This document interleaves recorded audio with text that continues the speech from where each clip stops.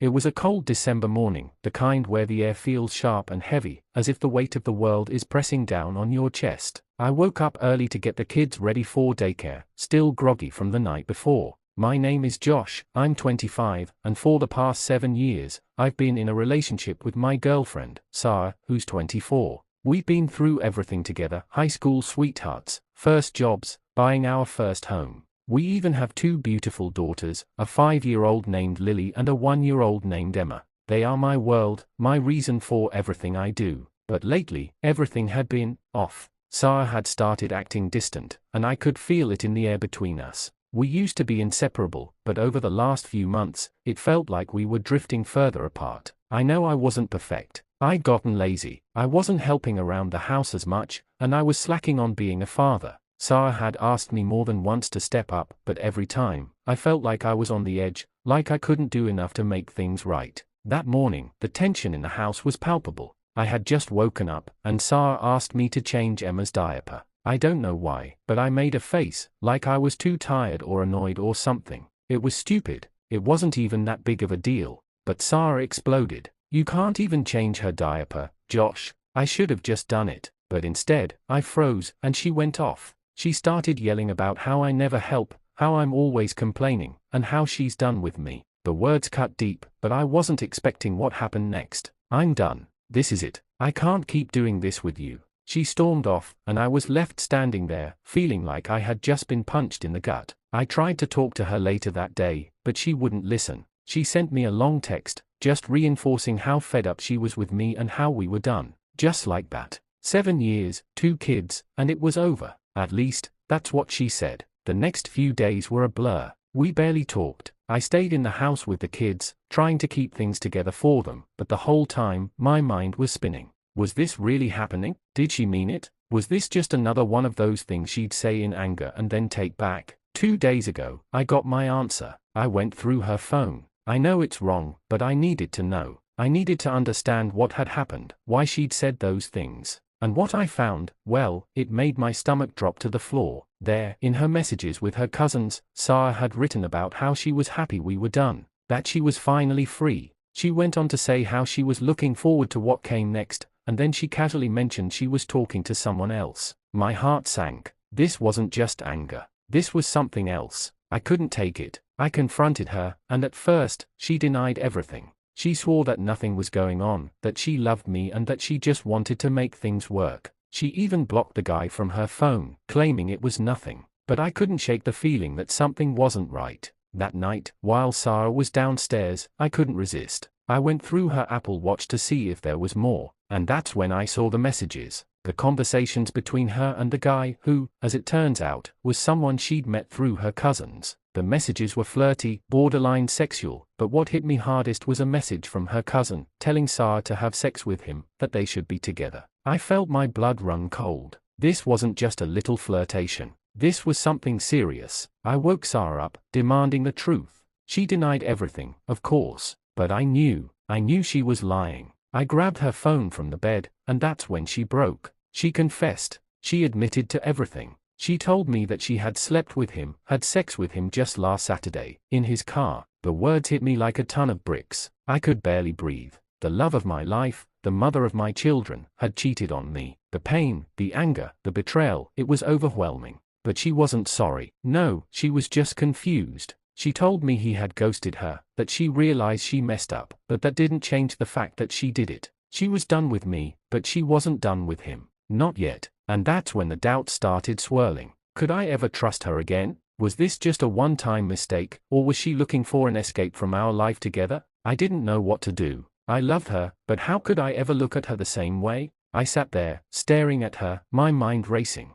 There was no way I could just walk away without understanding everything. But there was also no way I could ignore what she had done to me. So, I did what any man in my position would do. I started thinking about revenge. Would I be able to forgive her? Could I ever trust her again? I didn't know. But one thing was clear: I wasn't going to let her walk away with everything without consequences. This wasn't over. Not yet. The weight of Sara's confession hung over me like a dark cloud, suffocating every breath I took. I couldn't stop thinking about her words, about the betrayal. The anger burned deep inside me, but so did the hurt. I was fighting with myself. Part of me wanted to tear everything down, make her feel the way I did, while another part of me still clung to the hope that maybe we could fix this. Maybe she was just lost, and with some time, we could work it out. But deep down, I knew I was lying to myself. I had seen the signs, the messages, the way she had been pulling away from me for months. I had known something was wrong, but I hadn't wanted to face it. And now, here I was, with my world crashing down around me. I couldn't just let her get away with it. Not after everything we'd been through, not after the years we'd spent building a life together. I wasn't going to let her walk away from this without facing the consequences. But as I sat there, still reeling from what she told me, something unexpected happened. My phone buzzed, breaking my focus. It was a message from her cousin, Liz. Liz had never liked me. From the beginning, she'd always tried to plant seeds of doubt in Sara's mind about our relationship. You can do better, she'd always tell her. You deserve someone who treats you like a queen. And that always made me uneasy. It wasn't hard to see that Liz wasn't a fan of me, but I never thought she'd be involved in something like this. I opened the message, and my heart skipped a beat. It was a screenshot of a conversation between Liz and Sara. And in it, Liz wasn't just encouraging Sara to hook up with this guy, she was practically pushing her into it. You deserve to be with someone who really appreciates you, the message said.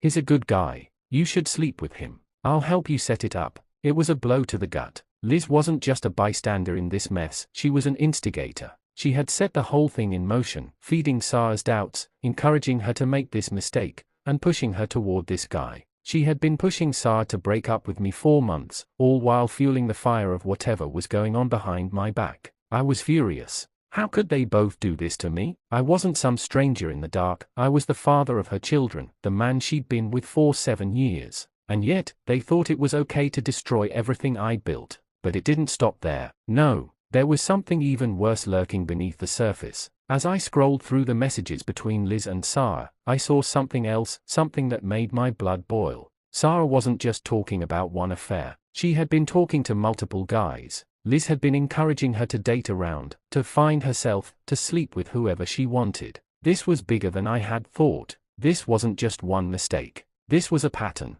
Sara had been feeding into this idea that she was entitled to do whatever she wanted, that the consequences of her actions didn't matter. And Liz was right there, egging her on, fueling her doubts and insecurities. I felt a wave of nausea rise in my throat. The woman I had loved, the woman who had promised me forever, had been planning to tear everything apart with the help of her cousin. And I had been blind to it. I took a deep breath, trying to control the rage that threatened to consume me. I couldn't keep living like this, with all this uncertainty, with this nagging feeling that Sara would just keep doing the same thing over and over again. I needed answers. I needed to know everything, every detail of what had been happening behind my back. I confronted Sara once again. This time, I wasn't going to take no for an answer. Sara, I said, my voice cold, my words sharp. You've been lying to me. You've been talking to other guys. What else aren't you telling me? She froze, her eyes wide, panic creeping into her expression. Josh, I swear, it's not like that. I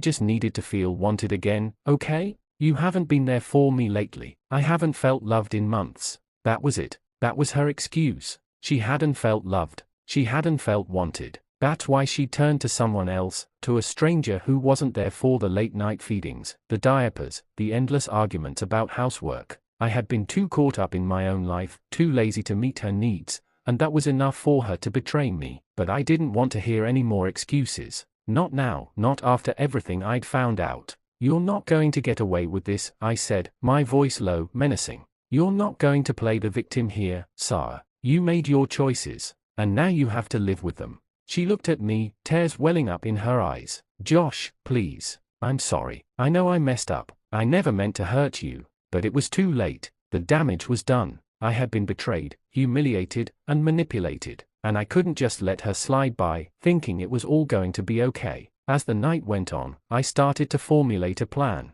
It wasn't just about me anymore. It was about showing her that there were consequences to her actions. I wasn't going to let her walk away from this scot-free. I had to get back at her. And so, my plan for revenge started taking shape. I would make sure she regretted every choice she made. The days following the confrontation were a blur of anger and disbelief. My mind raced with thoughts of how she had manipulated me, how she had played the role of the loving girlfriend, the mother of my children, all while secretly destroying everything we had. I couldn't just sit back and let her get away with it. There had to be consequences, real consequences. I had never imagined I would be in this position. I had spent the last 7 years loving her, building a life with her, sacrificing my own happiness for the sake of our family. I didn't deserve this. No one does. Sara had apologized 1,000 times, but those words meant nothing to me now. Apologies didn't undo the lies. Apologies didn't erase the hurt. They didn't take away the betrayal, or the knowledge that while I was fighting to keep our family together, she was secretly planning her escape with someone else.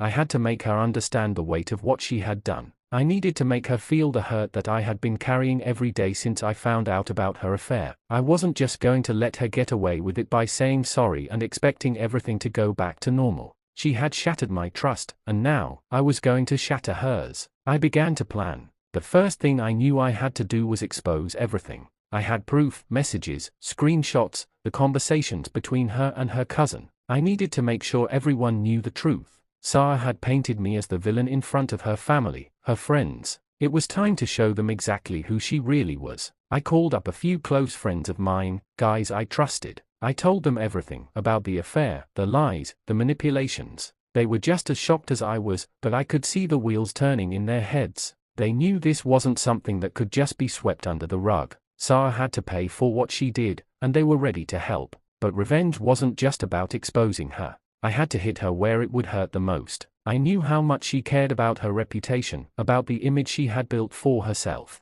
She wanted to be seen as this perfect mother, this perfect partner, the kind of woman everyone admired. I was going to tear that down. The next step in my plan was a conversation with her mother. I had to let her know the truth. I had to make sure Sara's family saw who she really was. They'd always adored her, praised her for being a great partner and a loving mother, but they had no idea what was really going on behind closed doors. I didn't care if it made things uncomfortable for me. I had to expose her for the cheater she was. I was still torn, though. In the back of my mind, I still loved her. I still had a piece of me that wanted to believe that we could fix this, that we could somehow find a way to move forward. But another part of me knew that once trust was broken like this, it could never be fully repaired. She had crossed a line, and I wasn't just going to forgive her for it. The more I thought about it, the more I realized how much power I had in this situation. She had taken advantage of my trust, my love, and now I was the one holding all the cards. I couldn't just walk away and let her walk away without facing any consequences. She had to feel the pain of losing everything she had worked for, the respect, the love, the family we had built.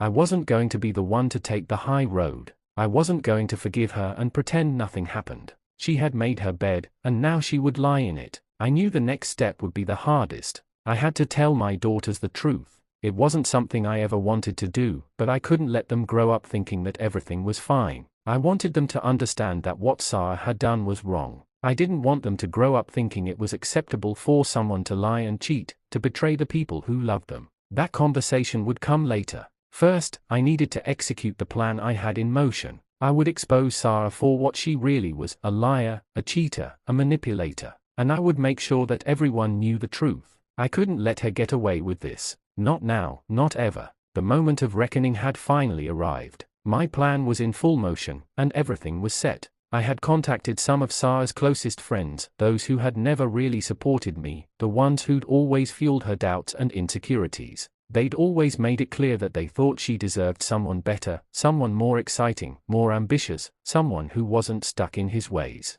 But now they would see her for what she truly was. I had been careful in how I set things up. I knew if I acted too quickly, if I exposed her in a way that she could deflect, it would give her the chance to spin things back in her favor. I wasn't going to let that happen. This wasn't about me trying to hurt her, it was about showing the world who she really was. Exposing the lies, the cheating, the manipulation. She didn't deserve to play the victim anymore. The first move was easy. I called her mom. I didn't expect the conversation to be smooth, but I wasn't prepared for the shock that rattled her. When I told her about the affair, the lies, everything, she went silent. Sara's mother had always loved me, treated me like a son. The moment I saw her face fall, I knew I had her. She couldn't deny what I was saying. I wasn't the one tearing their family apart. Sara was. I didn't want to make things more painful for her mother, but this wasn't about saving feelings anymore. It was about facing the truth. I told her everything, the late-night texts, the private meetings with the guy her daughter had been sleeping with,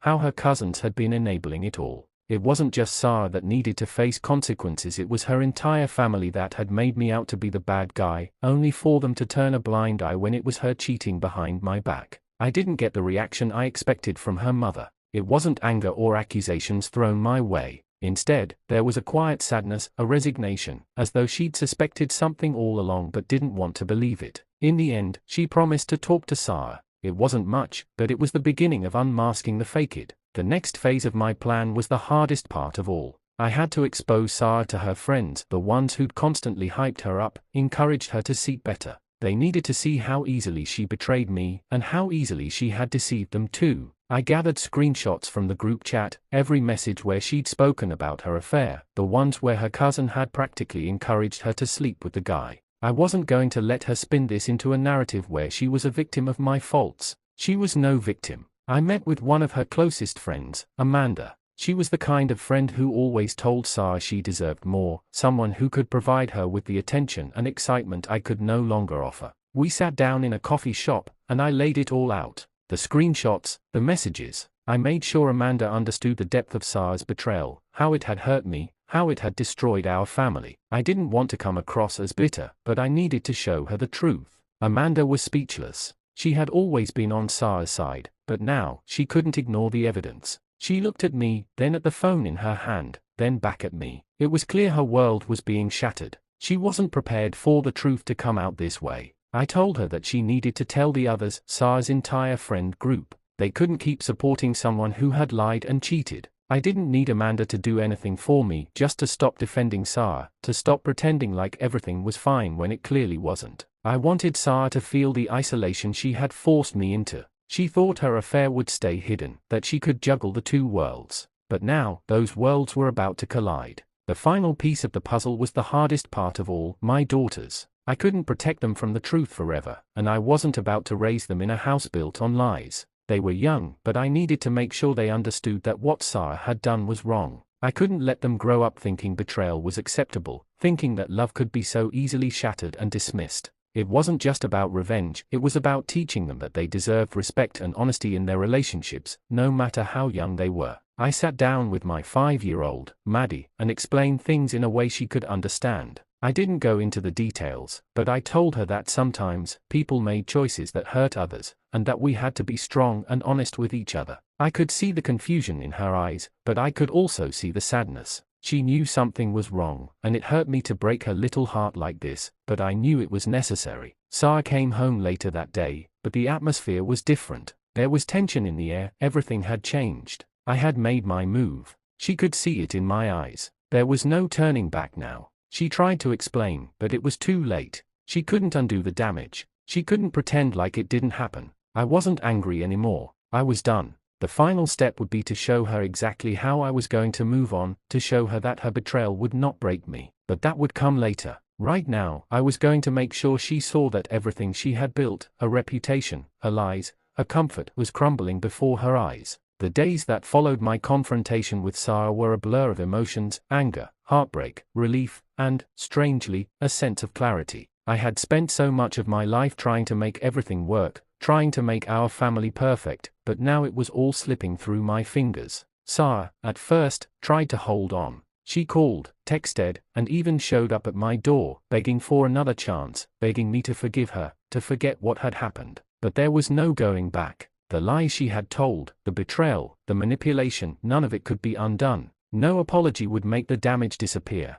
I had seen the true side of her, and now there was no illusion left. It was hard. I'm not going to lie. I had spent 7 years with her, 7 years of memories, laughs, and dreams of a future we were supposed to share. We had 2 beautiful daughters, and it hurt to think that they would grow up in a broken home. But as much as I loved her once, as much as I wanted to make things work for the sake of the kids, I knew this was the end. The day after I told her it was over, Sara tried to turn on the charm. She acted like the loving, apologetic girlfriend again, like the woman I had once fallen in love with. She promised me everything, therapy, change, and a better future together. But deep down, I knew it was all smoke and mirrors. It was too late for change. She had crossed a line that couldn't be uncrossed. Her words no longer held weight. I watched her pack her things and leave. It was a quiet departure. There were no screaming matches or desperate pleas, just a somber realization that the life we had built together was over. She hugged the girls before she left, and I saw the confusion in their eyes, Maddie, especially. She didn't understand why Mommy wasn't coming home.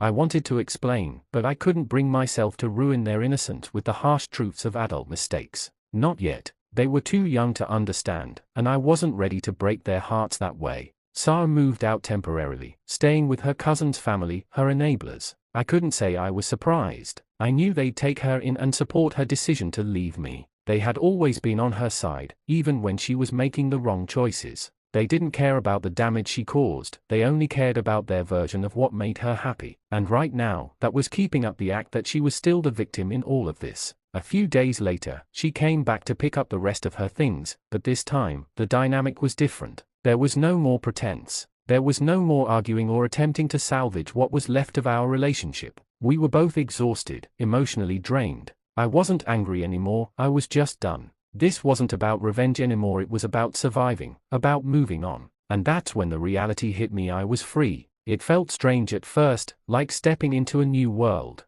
I had been so entangled in our relationship for so long that I hadn't really thought about life outside of it. But the first time I saw my daughters laughing and playing without the tension that had once filled our house, I knew I had done the right thing. I wasn't going to let Sara's betrayal define who I was or how I raised my children. Over the next few weeks, I focused on myself and my daughters. I made sure to spend quality time with them, taking them to the park, cooking dinner, reading bedtime stories. I needed them to know that, despite everything, they were loved and they were my priority. Sara, on the other hand, spiraled. She reached out to me a few times, still trying to rekindle something that was never going to happen. But I didn't respond. I had already given her enough chances, already opened up my heart to her too many times. The idea of letting her back into my life, into my daughters' lives, after everything she'd done was unfathomable. One night, she showed up at my door, visibly distraught. She had been drinking, tears streaking down her face as she begged for forgiveness.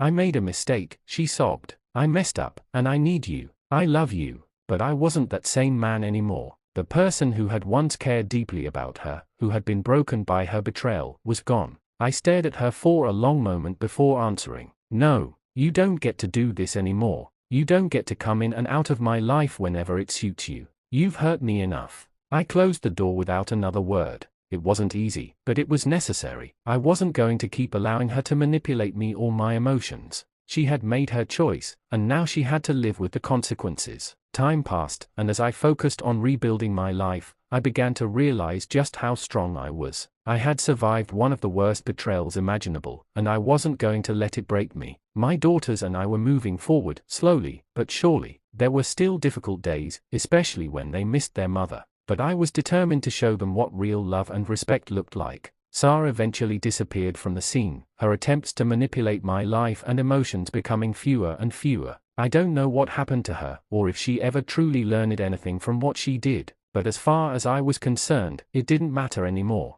I had rebuilt my life, and while it wasn't easy, I had learned that no one, no matter how much you love them, was worth losing yourself for. The future was uncertain, but for the first time in a long while, I was finally free, and that was enough. The end of one chapter had led to the beginning of another, a new journey, one I could walk with my head held high, no longer weighed down by the past. And this time, I was in control.